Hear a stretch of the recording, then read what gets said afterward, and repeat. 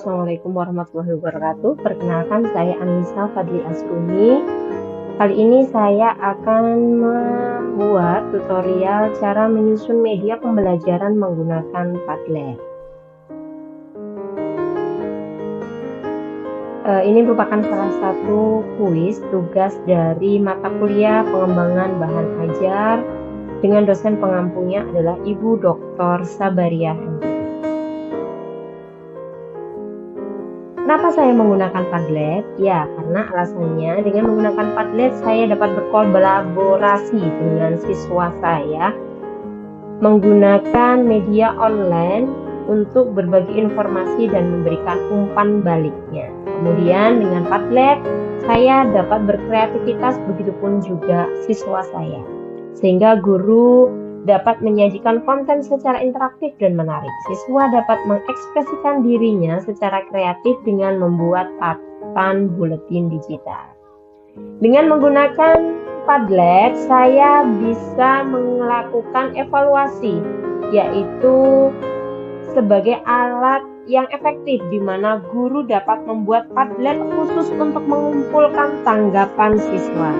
Dengan menggunakan Padlet, saya juga dapat menghemat memori dari device yang saya pakai maupun device dari murid-murid saya. Karena apa? Karena dengan menggunakan Padlet, siswa tidak perlu menginstal aplikasi Padlet itu karena bisa langsung diakses menggunakan website.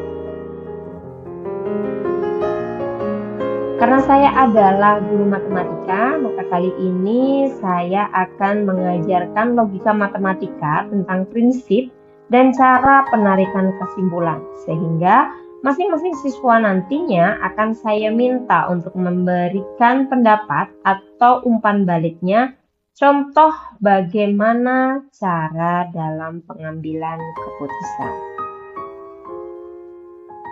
Mari kita simak bersama-sama. Baik teman-teman, untuk langkah yang pertama, teman-teman dapat membuka browser, yaitu kalau di sini saya menggunakan Google ya. Kita bisa ketikkan di mesin pencarian ini yaitu Padlet. Oke, seperti yang ini sudah tertampak, kita bisa klik. Kemudian nah ini adalah tampilan ketika pertama kali kita masuk pada Padlet ya. Kemudian kalau teman-teman masih belum memiliki akun, kalian bisa mendaftar terlebih dahulu, klik daftar. Nah, di sini bisa menggunakan email, kita klikkan email di sini, atau bisa menggunakan akun Google.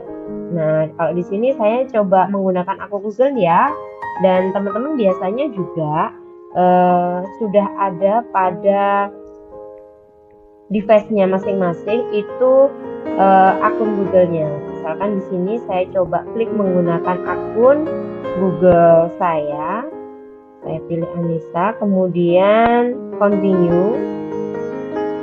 Oke. Nah, ini adalah tampilan ketika kita sudah mendaftar sebagai member dari Padlet. Nah, kemudian di sini ada tool-tool yang bisa teman-teman lihat, ada beranda, galeri. Kemudian di sini apabila kita akan membuat Padlet, maka kita bisa klik warna pink yang ada di paling kanan, ini kita klik buat. Nah, kemudian di sini ada beberapa pilihan, ada papan kosong, kemudian ada sandbox kosong. Nah, yang akan saya contohkan kali ini adalah dengan menggunakan papan kosong. Nah, ini yang saya klik ya. Oke. Nah, ini adalah tampilannya. Kemudian kita bisa melakukan pengaturan di sebelah kanan pada papan baru. Kita bisa mengetik judul. Misalkan di sini saya akan menyusun judulnya berupa penarikan kesimpulan. Ya. Kemudian formatnya di sini ada dinding, daftar, kronologi, kisi, kanvas, dan peta. Nah, saya akan coba untuk yang dinding dulu ya. Oke, kemudian bagiannya bisa diaktifkan atau dinonaktifkan. Oke, kemudian bisa kita klik selesai. Nah, ini judulnya sudah berubah ya, sudah berubah menjadi penarikan kesimpulan. Penulisnya atau pembuat akunnya adalah di sini Anissa Fadli. Selanjutnya di sebelah kanan teman-teman bisa klik gambar roda pengaturan. Di sini bisa diedit. Selanjutnya kita buat keterangan atau uraian daripada Padlet di sini. Semisal di sini adalah instruksi untuk murid-murid saya, silahkan membuat masing-masing satu contoh kalimat, pernyataan dan kesimpulannya, yaitu sesuai dengan modus ponen, tolens, dan silogisme. Nah, kemudian di sini bisa menentukan ikonnya, bisa memilih icon, misalkan akan ditambahkan icon-icon yang seru atau lucu. Ini saya coba tambahkan gambar cherry. Oke, simpan. Kemudian wallpapernya ini, di sini gambarnya berupa seperti jalan gitu ya. Kan bisa kita edit wallpapernya, gambarnya. Pilihannya bermacam-macam. Misalkan saya ingin membuat seperti ini wallpapernya. Kemudian pilihan skema warnanya bisa gelap ataupun terang. Nih, kemudian jenis hurufnya pilihannya ada di sini. Ukuran postingannya bisa standar, bisa lebar. Kemudian tata letak formatnya bisa kita pilih berupa wall atau canvas atau timeline dan yang lainnya. Nanti bisa dicoba ya. Masing-masing saya akan coba contohkan yang wall dulu. Kemudian kelompokkan postingan berdasarkan bagian. Oke, ini akan saya klik ya teman-teman. Kenapa?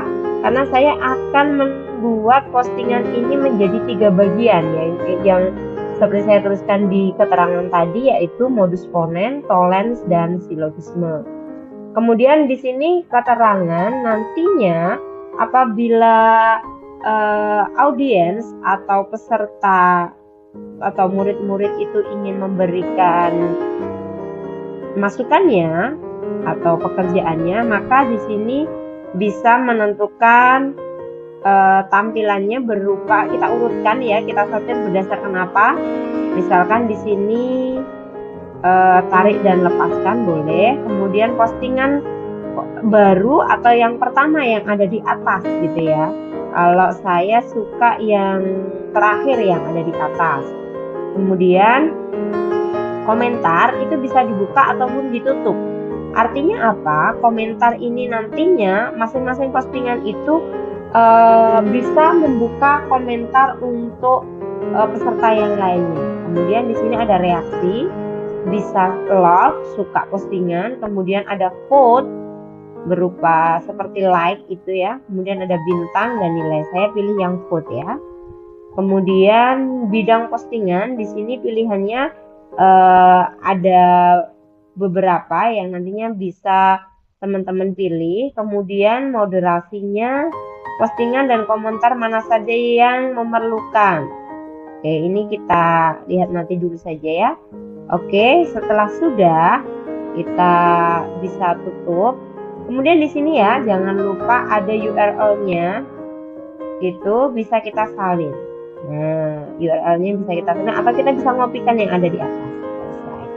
Nah, di sini tampak ya, teman-teman, ada bagian satu yang ini akan saya kasih keterangan berupa modus ponens. Kemudian selesai, saya tambahkan bagian yang kedua. Nah, ini adalah modus tolens. itu. Kemudian ini yang ketiga. Nah, ini adalah silogisme. Nah, baik ya teman-teman, di sini setelah kita sudah menuliskan, maka sudah selesai rancangan yang kita buat ini, yang nantinya bisa kita kirimkan linknya, bisa kita copy tadi di sebelumnya tadi yang sudah saya contohkan, atau di sini itu bisa kita kopikan linknya. Kemudian kita bisa kirimkan link ini untuk kita bagi misalkan ke sebuah grup di WA.